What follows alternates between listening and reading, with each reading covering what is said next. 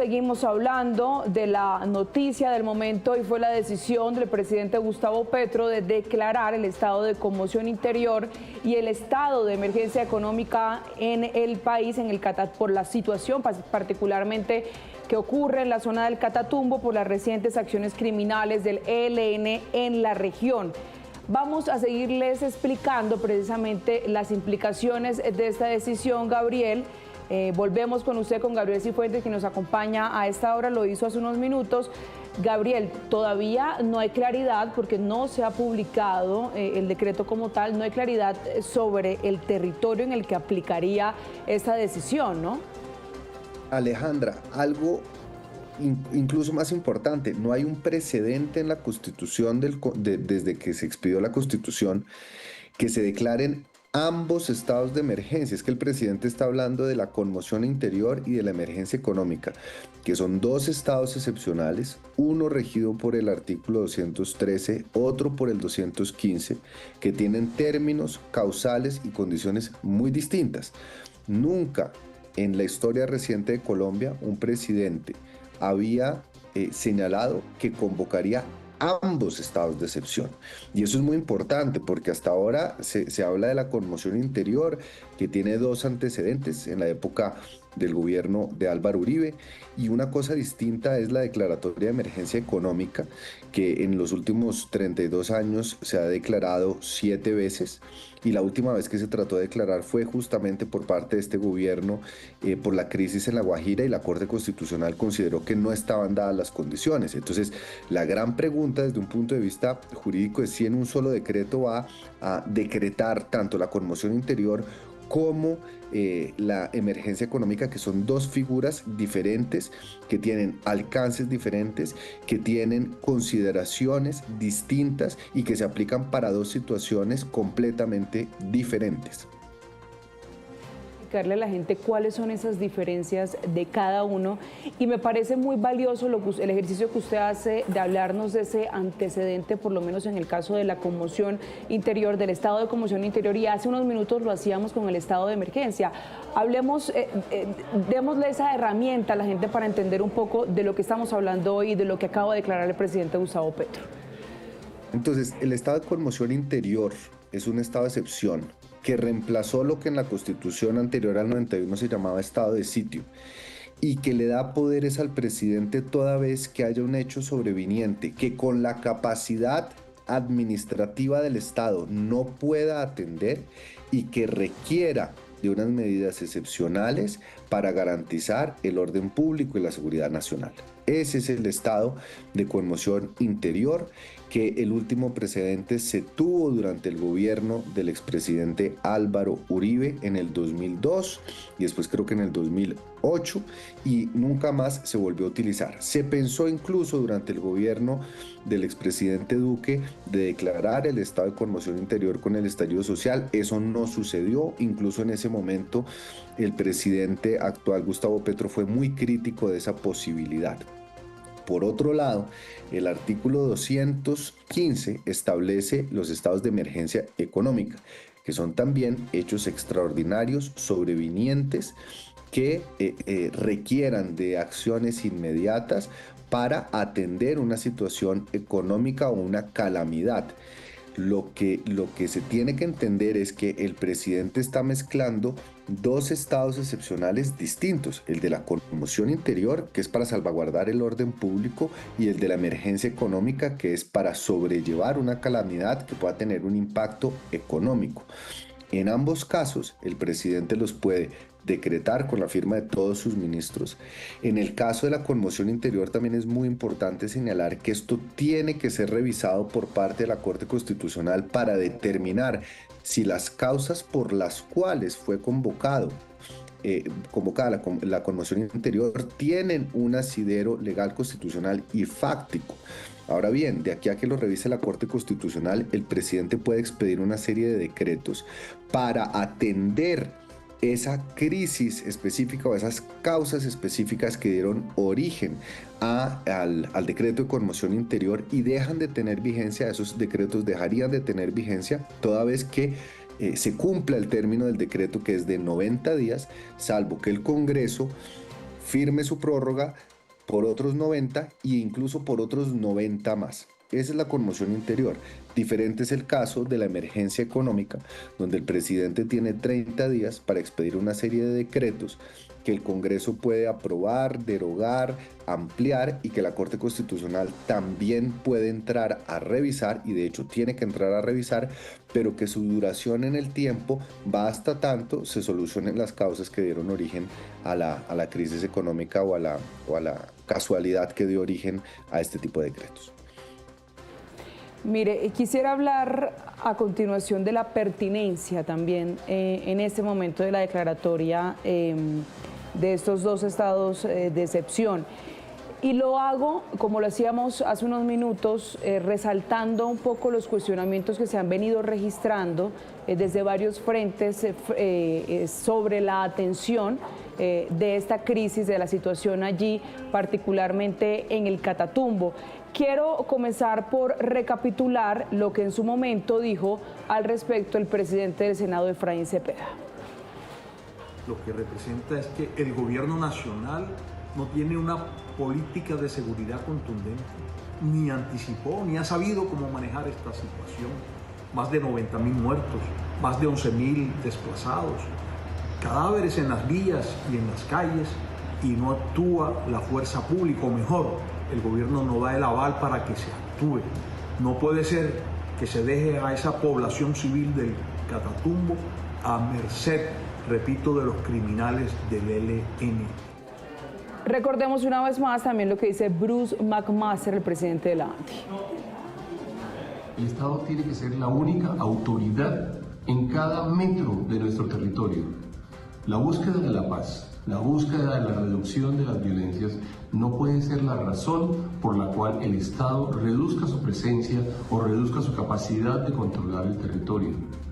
Por el contrario, estamos convencidos de que hay que buscar efectivamente esa paz, hay que buscar efectivamente la reducción de todas las violencias, y esto solo se logrará si nosotros contamos con un Estado que es capaz de demostrarle a los ciudadanos, pero también a las fuerzas por fuera de la ley, que la autoridad única posible en nuestro país es el Estado colombiano. Se suma a estas voces la de Iris Marín, quien es la defensora del pueblo.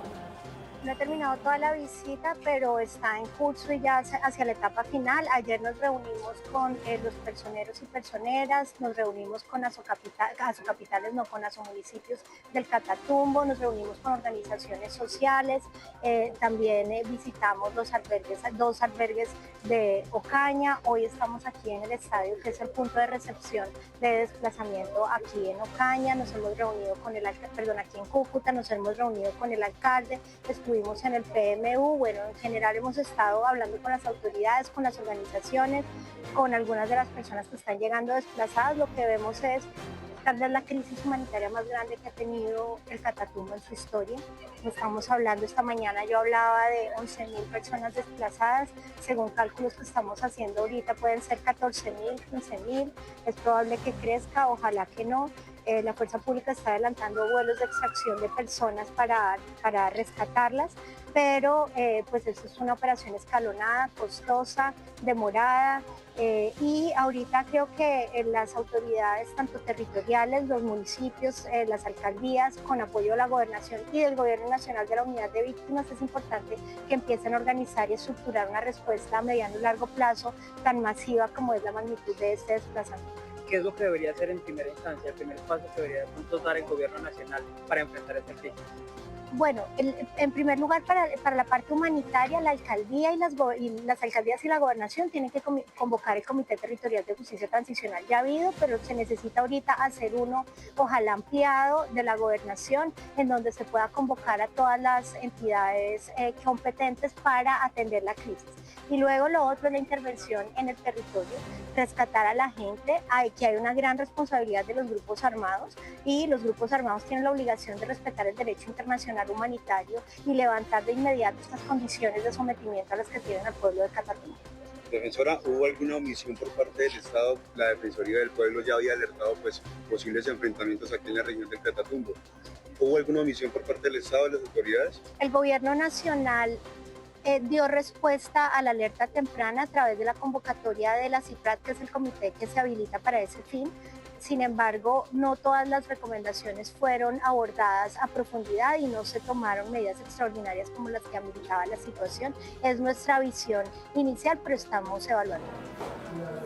Ahí estábamos escuchando algunas de las reacciones. Se suma a esta conversación María Camila Roa. Ya vamos a hablar, Gabriel, sobre esa pertinencia teniendo en cuenta estas voces. María Camila, quisiera preguntarles si hay alguna otra reacción que se haya conocido a propósito de esta declaratoria del presidente Gustavo Petro y qué es lo último al respecto, María Camila.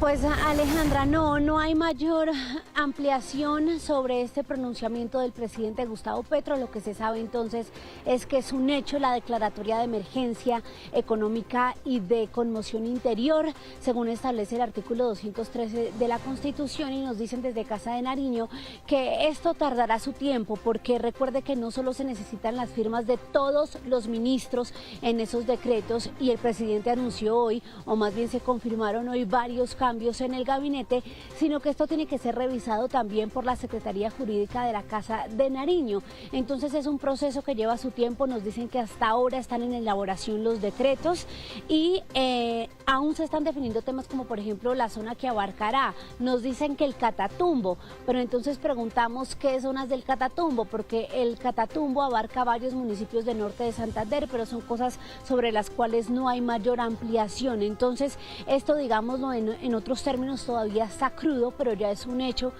la intención del gobierno, y pues lo que quieren es, Alejandra, no solo abarcar el tema de la movilización de las tropas y la fuerza pública con mayor libertad para retomar el control de esta zona que tienen totalmente azotada por la violencia del Frente 33 de las FARC, de las disidencias de las FARC y esta estructura del ELN, por esos enfrentamientos y el hostigamiento de la población, sino también generar mayores recursos para la fuerza pública. Allí estaría uno de los temas pues más polémicos alrededor de los nuevos impuestos para financiar lo que es el ejercicio militar, pero eso, nos dicen, es lo que tienen ahora en mente desde la Casa de Nariño. Entonces estamos atentos a cómo sería, pero hay factores que lo dificultan entonces: el cambio en el gabinete, los cambios en el gabinete, porque incluso nos han dicho que esto ya lo firmarían los nuevos ministros. Hay ministros que salen hoy mismo, hay otros, por ejemplo, como Mauricio Liscano, que van hasta el 27. El canciller Luis Gilberto Murillo estará en su cargo hasta el 31 de enero. Entonces hay varios factores que requieren más bien de un tema de orden, de forma, para ya que esto sea un hecho. Hoy no se conocerán los decretos, será en el transcurso de esta semana, Alejandra. Otro tema que se suma a este diálogo, ese cambio, ese remesón ministerial. Muchísimas gracias, María Camila. La dejamos para que se prepare para tenernos también la impresión de esta información en nuestra edición central de Noticias Caracol. Bueno, Aleja, rápidamente sobre los cambios entonces, nos dicen que la ministra de Transporte, yo sé que esto ya lo van a ampliar ahora con analista, pero la ministra de Transporte no salió como puntualmente porque haya candidato para su cargo, sino parece que por molestias alrededor del tema del Muelle 13, por la gestión que adelantó alrededor de este tema, y el ministro de las TIC se convierte en papá. La próxima semana nace otro de sus hijos, entonces él dice que esa es la razón, pero recuerde usted que sus aspiraciones electorales están más vivas que nunca, incluso tiene movimiento político propio en su región, en Manizales, y lo que es el canciller Murillo es porque está muy cansado, también molesto, se ha tenido que tragar varios sapos en el ejercicio de la función diplomática, y llega ahí Laura Saravia, que eso sí no es ningún secreto, pues aspiraba a este cargo de canciller. Ella misma, hoy conversamos con ella, dice entonces que se convierte en la canciller más joven que ha tenido Colombia y que su enfoque estará en reconciliar al país con el servicio diplomático debido a la herida que tiene por cuenta del nombramiento de personas que son o amigas del gobierno o simplemente cercanas al presidente y que no son de carrera diplomática. Dice que eso no pasará en su jefatura al frente de la Cancillería, y confirmó la salida de 4 embajadores antes del 31 de enero, de Roy Barreras del Reino Unido, de León Freddy Muñoz de Nicaragua, de Camilo Romero de Argentina y del embajador de Brasil, Guillermo Rivera. Estos sí se sabe más y suenan más, tienen sus aspiraciones electorales para el 2026. Chao. lo último en cuanto al remesón ministerial. Muchísimas gracias a María Camila. Bueno, vuelvo con usted, Gabriel. Ya le anunciaba que clave hablar sobre esa pertinencia precisamente de esta declaratoria del presidente Gustavo Petro, y me quedo muy particularmente con el discurso o con los argumentos, mejor, de la defensora del pueblo, Iris Marín, en el que hablaba. Estamos en medio de la mayor crisis humanitaria que se vive en la zona del Catatumbo, una crisis que bien se pudo haber prevenido.